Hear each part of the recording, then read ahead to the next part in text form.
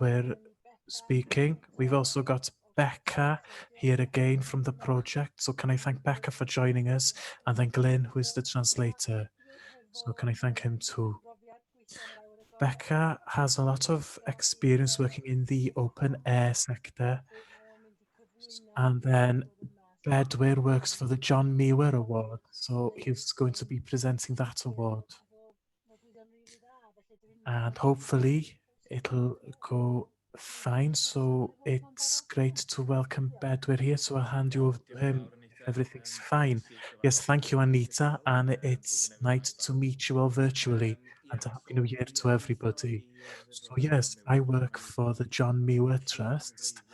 They are originally based in Scotland, but by now they operate throughout all of the countries in the British Isles, and I'm the manager here in Wales. So I manage all the operations in the education sector, colleges, so post-16 education, and all types really of activities happening in the prisons, in the youth services, and so forth. So I've got a PowerPoint presentation to share with you. If you have any questions, you're very welcome to put anything into the comments. And I hope to remember to check them, then there'll be an opportunity at the end to ask some questions. Of course, usually you can have a bit of banter, but Zoom has cancelled all banter from the world, banished banter. So hopefully things will run smoothly. I'll try to share my screen and get my presentation up.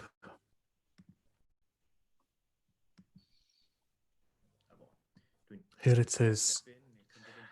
Now, I take it for granted that everybody can see this.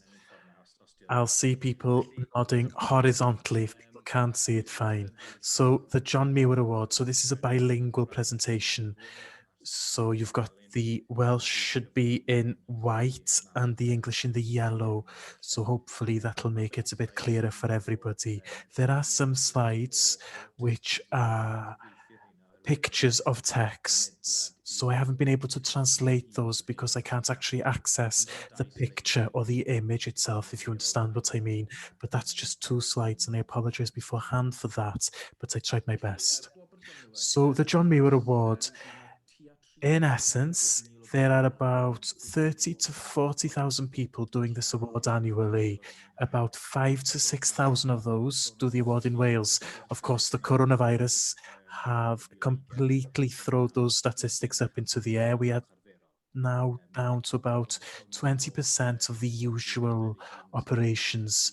And because we're still in lockdown, we've got no idea when we'll go back up to normal, but we know that we will get there eventually.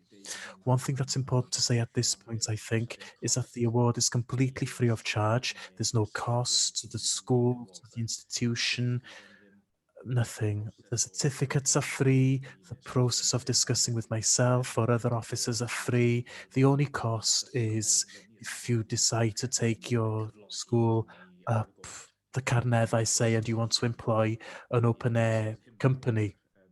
That's outside the parameters of the award.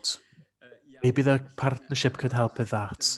But anyway, briefly, the intention of the award is to get people outdoors so that they enjoy and appreciate what's on their doorstep and further afield too. So this will be happening on a very local basis. And the reason for that is because it's good for our physical health, it's brilliant for our mental health, and of course, we need to protect nature because we need nature. We actually need nature more than nature needs us. And as we gain these good experiences, as we enjoy, as we start to interact, we can learn what the ecosystem is, how ecosystems work, what is the impact of humans on the ecosystem.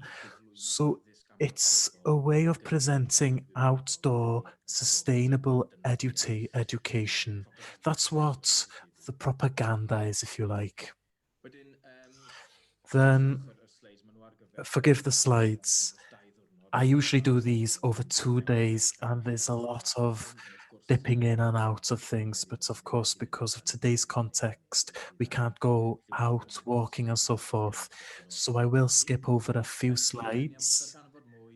So to find out more about the John Muir Award, who, what, why, where, how, to explore criteria for gaining a John Muir Award, so the nuts and bolts of the award, to develop thinking.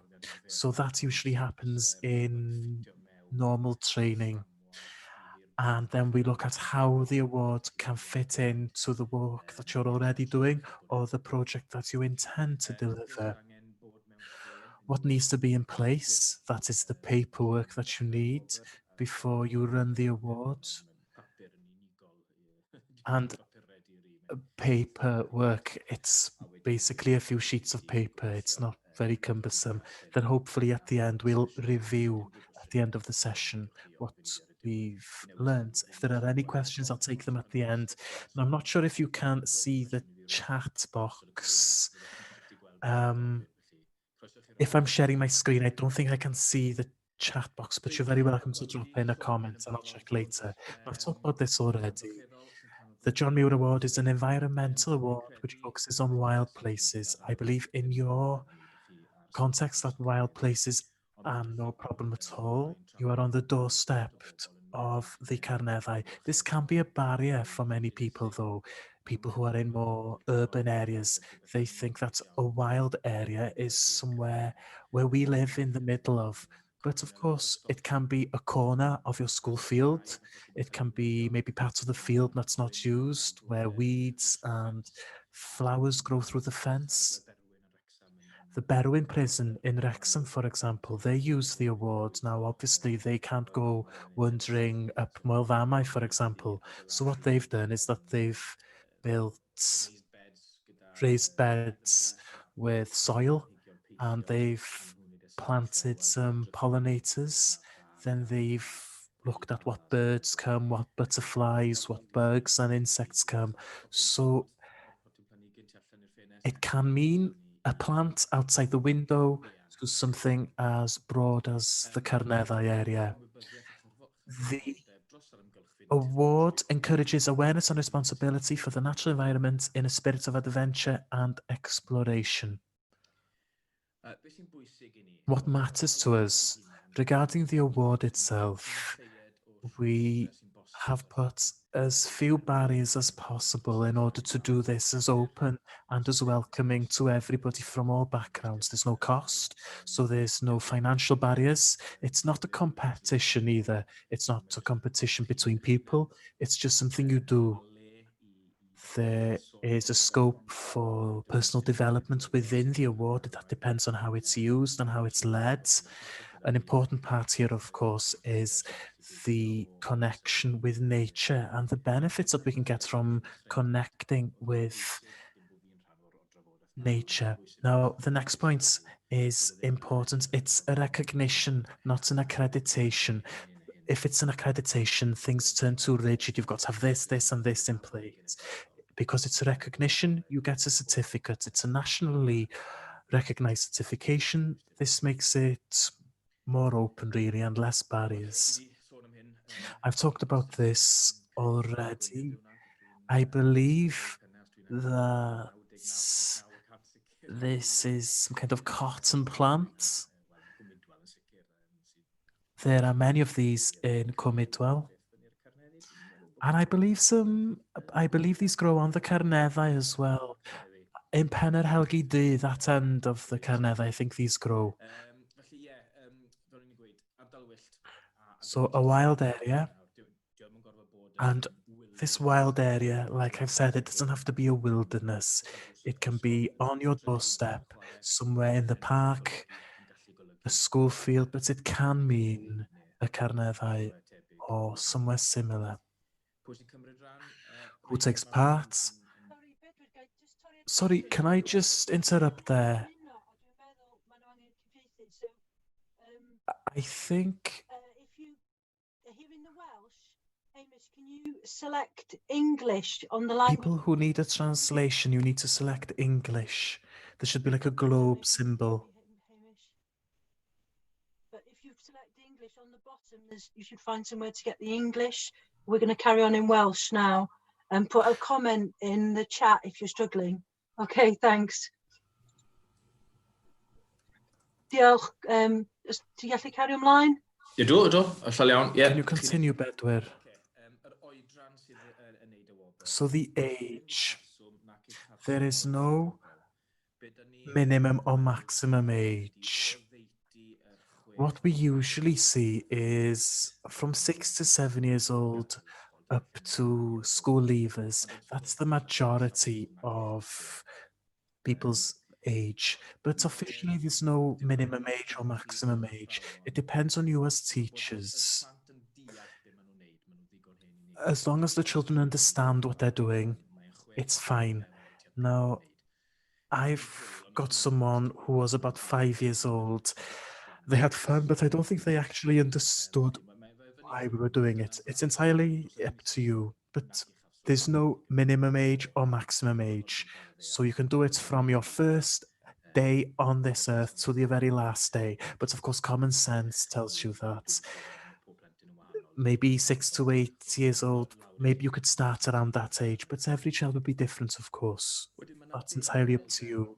Then there are 4 elements to the award. There are 4 criterias that you need. Then you get your certificate once these criteria have been met. The first thing is to discover a wild place. Now, this is what it says on the tin, as they say. You've got to go to a wild area and you've just got to go there. You've discovered it. That's it. Fine. The second part that intertwines into this is to explore that wild area. So if you go to a carnera, you go there, you explore it, you do some kind of activity there. You look at the natural characteristics, the historical characteristics, human impact. So exploring can mean anything really. That's very, very broad, a huge header. The third is conservation, to do something to preserve that area that you've discovered. This frightens some people because they think that conservation means a scheme, like something like the National Trust does or the National Park. They get rid of invasive species or putting fences up, making footpaths. Now, it can mean anything. It can mean all of these things, but it can also mean something very simple, like a wildlife survey. That is what bugs or birds, what plants you see at different times of the year. It could intertwine to themes that you already teach in school. It can tie into geography, geology. It can be very simple or very complex. So don't worry about the word conservation. Then the last aspect then is sharing your experiences. Again, this can be over PowerPoint presentation. It can be around a fire with some marshmallows at the end of the day. It can be something in the school hall with parents coming in. It can be something on YouTube. It can be anything. Something to share within the group or further afield. It's entirely up to you how you do this. So there's a lot of freedom in these 4 themes. And the conditions. So every single individual has to achieve this. Now you'll be policing this, not me.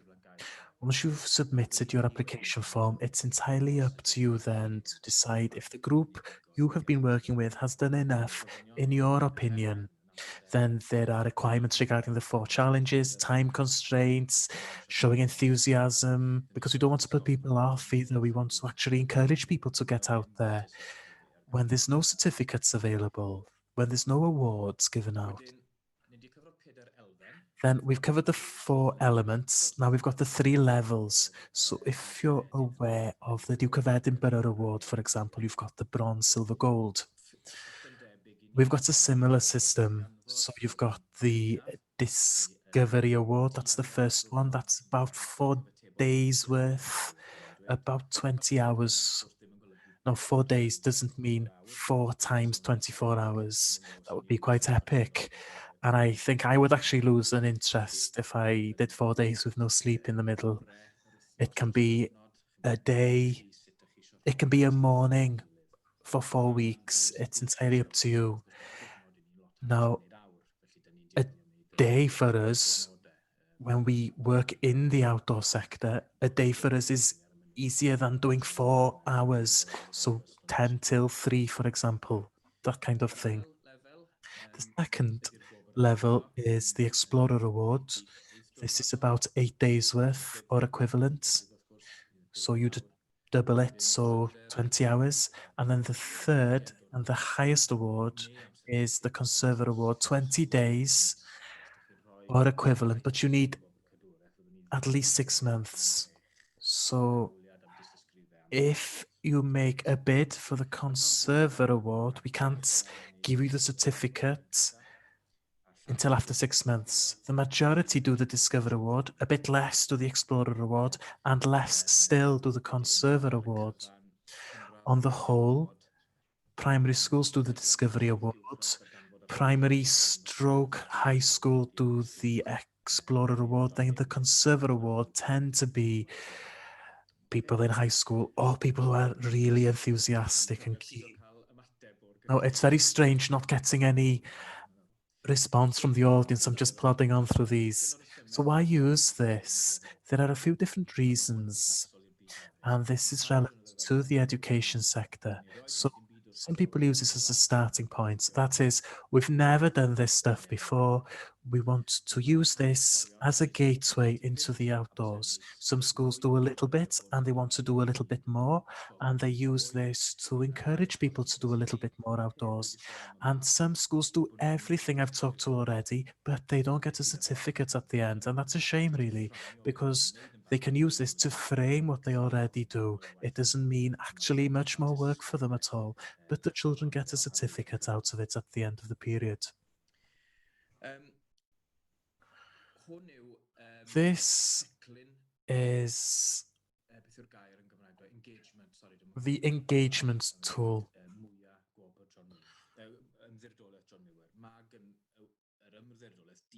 So the trust has a lot of land in Scotland, some land in the Lake District, and no land in Wales. And this is the vision that wildland is protected by all. So that's the background of the award. And this has been tied into educational work and youth work as well. There is another element as well, that children are aware of who John Muir was. Now, he wasn't a saint, he was a man of his time, and now it's important to convey this. This is what he stood for environmentally. Now, he was born in Scotland, he went over to America. There was a conflict between the white people and the indigenous people. He was one of the white people. Now, he wasn't a saint, he was a man of his time. So there's quite a few resources available in that respect on the John Muir website. Now, we are moving away from this to some extent. So all this information about John Muir, we're moving away from that because of Black Lives Matter and so forth. But we can improve what we are doing here with the information that we present. Now, of course, it's historically accurate, but it's not correct, if that makes sense. So there's a lot of information on the John Muir Trust website. Everything that you need is in Welsh and English. It's all been translated. There are links that'll take you to various pages. Now, I have had the permission to translate all the websites of the trust. Now, that's not going to happen next week, but the principle is there. So hopefully in about a year's time, the John Muir would be slightly more Welsh than she has been. So something there for you. Why use the award? So we are covering a bit of ground now. It can be challenging and adventurous. It can raise awareness and understanding of the environment. It promotes and encourages responsibility and citizenship. Now, in Welsh, it's just responsibility and citizenship. There's 3 words in English you can see, but it's only 2 in Welsh. It can be a way to develop practical knowledge and skills, to work with other people, communication skills, increasing confidence, health and well-being. This is a very big thing for us at the moment. It ties into the health and well-being agenda. This ties in perfectly with that. And this is also a certificate that is suitable for CVs.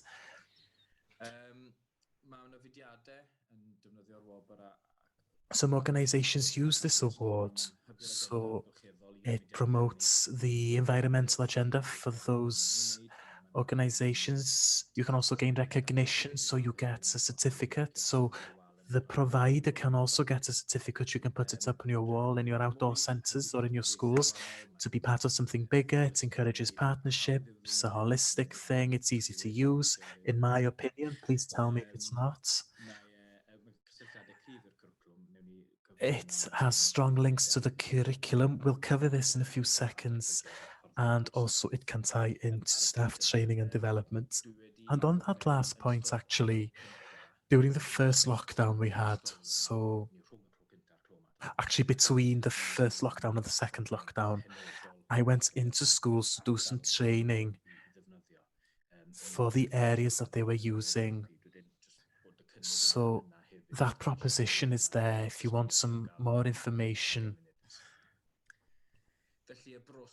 So the process, the nuts and bolts, the boring bit, if you like, and I hope this isn't too boring.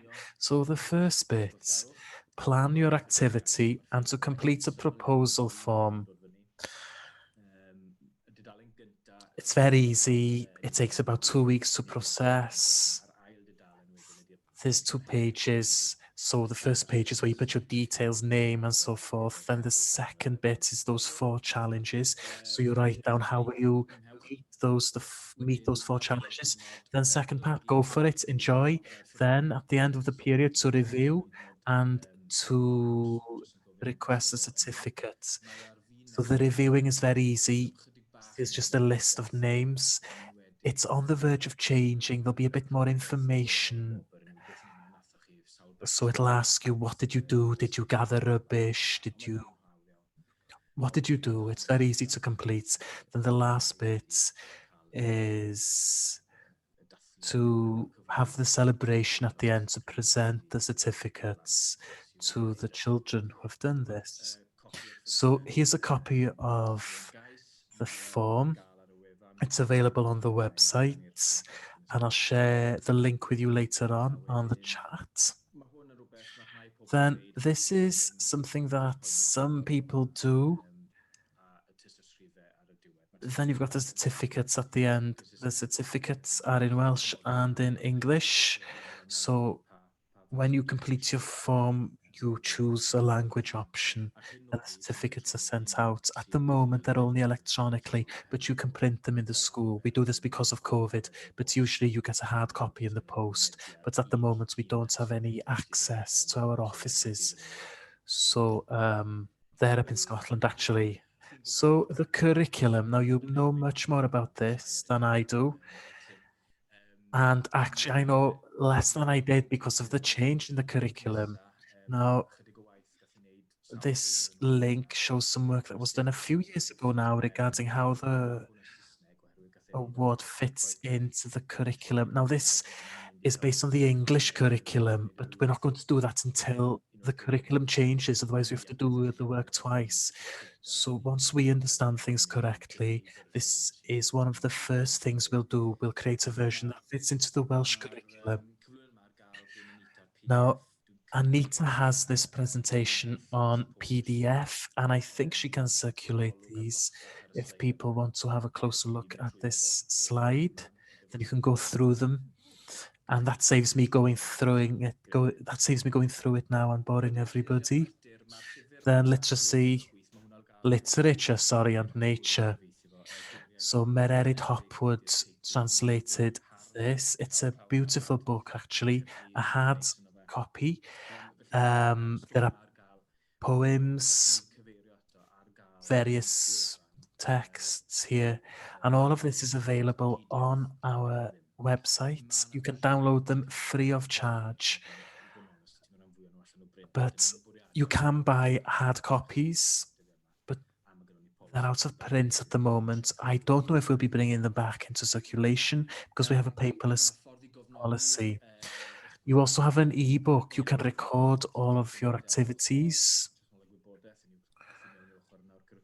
Now, you can do this in the old-fashioned way, or you can do it with technology.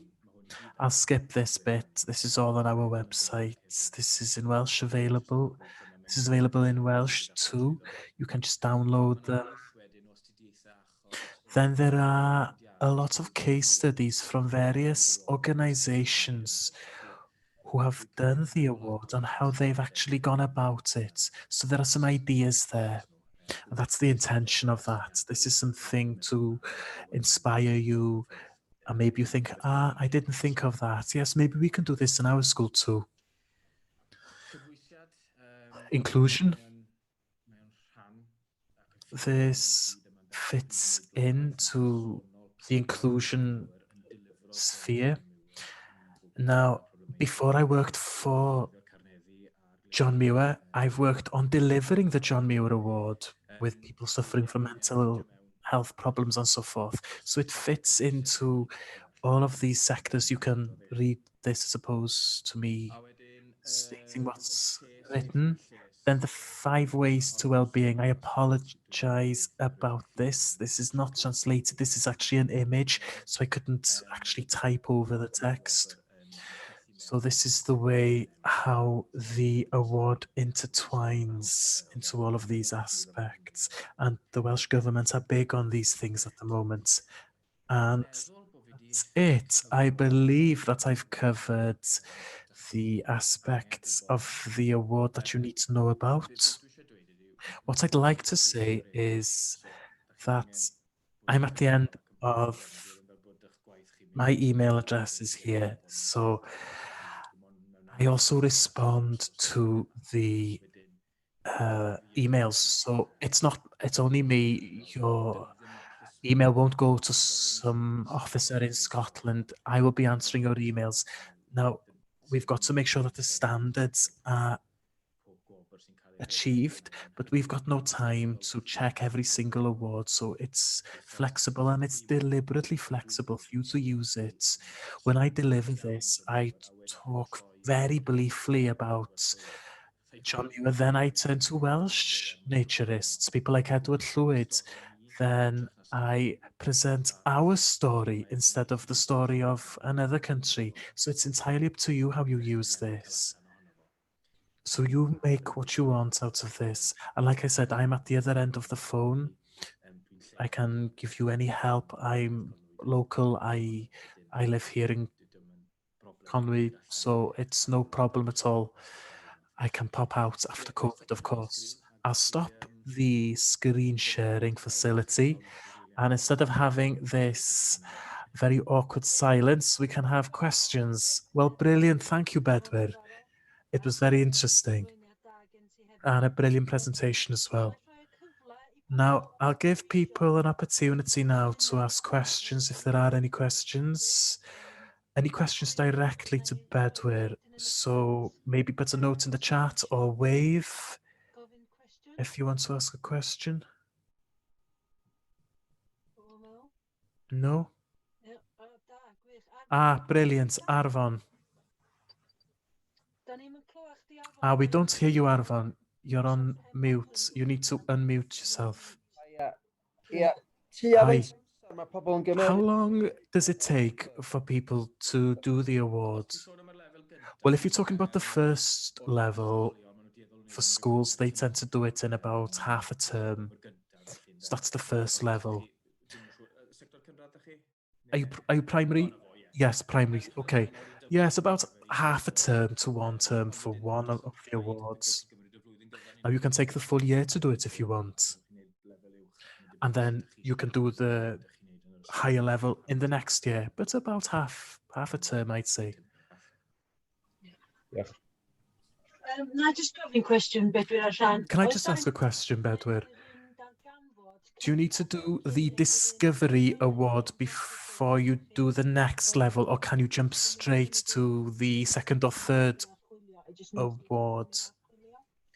Ie, da ni'n delio efo fe ar y So we deal with this on a case-by-case basis. Now you can do the Explorer one straight away. There's no rule saying no, but we suggest usually doing the Discovery first. Then you get this continuation and you get this growth from award to award. But say you're talking about year 6 children, well, they can cope with the Explorers. So fine, I'd say yes. But if you go in with little kids, then start straight away with the Discovery one. So a very complicated answer to a simple question. So yes, but please use common sense. Thanks. Anybody else? Now, whilst you're thinking whether you have any questions, can I just explain? In the next 4 sessions, I'll be taking these elements, so discovery, conservation, sharing, and so forth, and I'll go into these in a bit more detail, and I'll give you some examples of things that you could do in this area that intertwine with the curriculum, but things that you could also use for the award itself. So I just wanted to make sure that you have this basis, that you understand what the award is. Then we can look into a bit more details into this and how this ties into the new curriculum. So that's what we'll do next. Hopefully you can get some kind of mind map, like that very complicated slide we saw. So you can have a mind map which ties into the new aspects of the curriculum. Now I can't do a nice diagram like this, so it'll be a bit all over the place really. So hopefully you have some fun with that. Any questions then? Hannah? Yes, Hannah.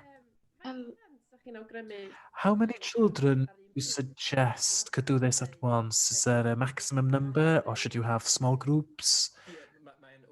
eto lan i chi. Well, once again, this is up to yourselves.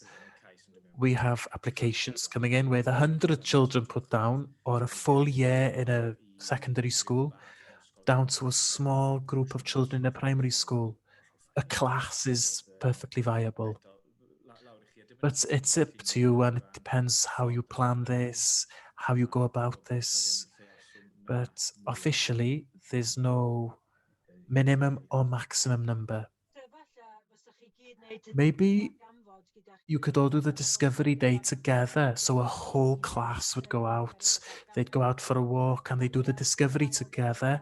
Then some elements like the conservation or the explorers, that you work in smaller groups to do that, dependent on what you choose to do and how much support they need. So it depends on the nature of the awards, I think. And you can use this and make it work for you. Yes, this is the intention really, to be flexible and it can fit in with what you want to do. If you go to a carneddau to do some activity, then of course the number of pupils will be allocated by the ratio of children to trainer. So there are some things beyond the scope of the award. Like Anita said, you do it as your school sees and needs to do it.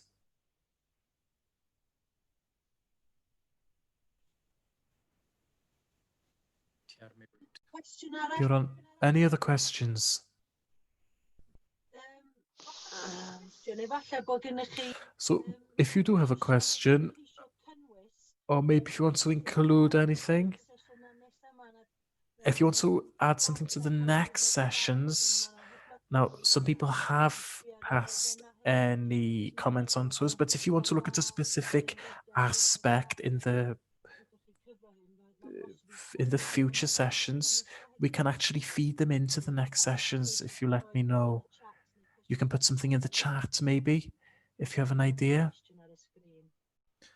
And you can ask any questions on the chat if you don't want to ask on screen.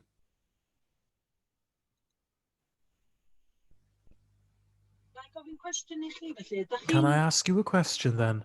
From what you've seen, do you think you can use this in your schools or in your settings? I'll ask some of the schools. So, are you in Llanrwst? Do you want to say anything?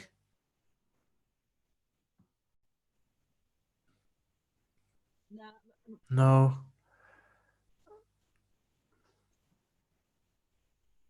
Ysgol Dyffryn Conwy, are there any teachers there?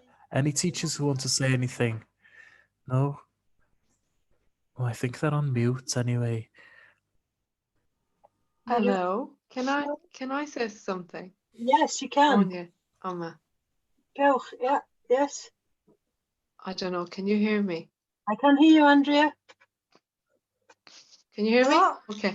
I work in Portafellan and we've got a lot of grounds on the school, and I would like to do the forest school training, which is my next kind of goal. But we have one of the staff trained in forest school, and we do a lot of activities already in the grounds of the school. Would that qualify, or do you have to go to a different area, especially with the way things are with the COVID?